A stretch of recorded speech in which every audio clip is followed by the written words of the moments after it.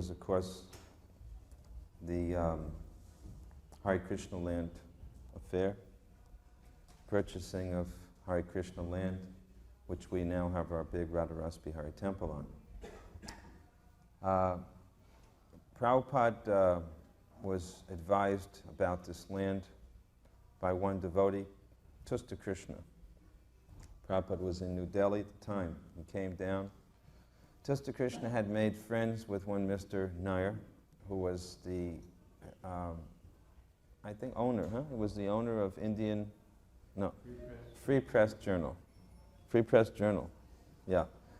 Anyway, it's a very long story, which His Holiness Giriraj Maharaj will be writing in detail about. He's writing a book now about this. But it took, Prabhupada got into a negotiation with him. And after a long time, we signed a sales agreement. And this sale agreement, Mr. Nair had really no plan to fulfill the agreement. And after a certain amount of time, it ran out of time. The sale agreement ran out of time. And we could not sign the conveyance, which is the final document of change of title. So a long, long, long period ensued in between, in which Mr. Nair tried to remove the devotees from the land. It's a very, it's big history part of the history of ISKCON. And there are many heroic battles that were fought. Prabhupada said it was like Kurukshetra. Even to the point of the temple, the temporary temple was demolished. Prabhupada had installed Radharas Bihari at the Bombay Pandal, and then he put the deity there and he prayed to the deity, "My dear Lord, now I'm requesting you to sit down here and I will arrange everything for you, but don't leave." And Prabhupada made this promise to the deity. And, so many things happened trying to get the deity and the devotees off the land. And wherever Prabhupada was all over the world, this was just constantly in his mind. Hare Krishna land, Hare Krishna land, Hare Krishna land. So finally, Prabhupada came back, and after a long tussle, again we were in Hyderabad. And Prabhupada arranged for Mr. Nair to come to meet him. We were staying at the house of one Mr. Panalal Pitti, a very wealthy man, the wealthiest man in Hyderabad city. And Mr. Nair came with his guru, who was some type of a pseudo-guru. And the purpose of bringing his guru was that Mr. Nair felt that Prabhupada had some type of mystic power, and he would put some spell on him and, take the land. So after a big dinner, Prabhupada was yawning, and Mr. Nair and his guru immediately said, "Swamiji, I think that you must be getting tired. We should let you rest." And Prabhupada said, "I'm very tired." So he retired, and immediately Mr. Nair and his guru went to sleep in the next room.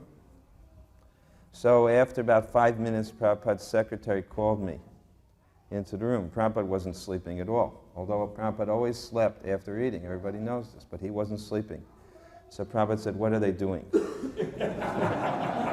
So I said, "They're sleeping." He said, "Go in there and wake up Mr. Nair, but don't wake up the guru." So I went there, to the side of the bed, and I shook Mr. Nair's arm. Mr. Nair, I said, "Prabhupada wants to see you." Shh. And I pointed out, "Your guru's sleeping, don't wake up your guru." So I took Mr. Nair in the room, and Prabhupada just started to preach to him. And, Mr. Nair was just sitting there, and he's listening and listening, and gradually Prabhupada got him to agree to sign the agreement all over again. And he told Shamsud and me, "Immediately go in and type the whole agreement out." So we went in and we started typing on the mechanical, typewriter, old typewriter Prabhupada had, typed it out. Prabhupada got it signed. And by the time he finished signing, the guru got up, and he came in, and Mr. Nair, had signed away the land again. So, Mr. Nair just kept hitting his head. He said, "What have I done? What have I done?" Prabhupada said, "It's okay. Jai. Shishi Gornitai ki. Sisi Rukmini Dwarkadish ki. Shri Jagannath Baladev Subhadra Devi ki. What do we do? Is there an arti now? Or organizers? Yes, you can go until 4:45 tomorrow. All right. So, but it was done. There was nothing that could be done. So at that point, Prabhupada sent us back. We had to accompany Mr. Nair back to Bombay. And we took this old flight, hopping flight, was bouncing like anything, propeller plane. Myself, Shem Sundar, and Mr. Nair. Anyway, as it turned out, the lawyers, our own lawyers, were actually working in cahoots with Mr. Nair and Mr. Nair's lawyers. And so, within a period of 10 days, they convinced Shem Sundar and I that it was the greatest blunder to go ahead with this contract. So, once again, this is another fatal blunder. We canceled the contract. We let it run out without fulfilling it. So, Prabhupada, I think, was in Pune, and I called him up to tell him the good news. So I said, Srila Prabhupada, I wanted to call you to tell you. And he said, what has happened? Did everything go through? And I said, no, Srila Prabhupada. We canceled the contract. And all I heard was click. Prabhupada just hung the phone up. Prabhupada came back. And then for about the next 2 months, Prabhupada would call in one member after the other, and he would sort of parade me in. And he'd say, this foolish boy, and he would show him the contract, and he said he canceled the contract. He canceled the contract. Anyway, this was such a huge blunder. So, the thing I feel about these, and there were more such blunders that went on in time. But I think that the wonderful quality of Prabhupada through all of these is that he never gave up on a devotee or on a disciple. No matter how many mistakes a devotee might make, he wanted to see if a devotee would continue to want to serve Krishna and to serve him. In that instance, with the cancellation of the contract, Prabhupada did not reject me.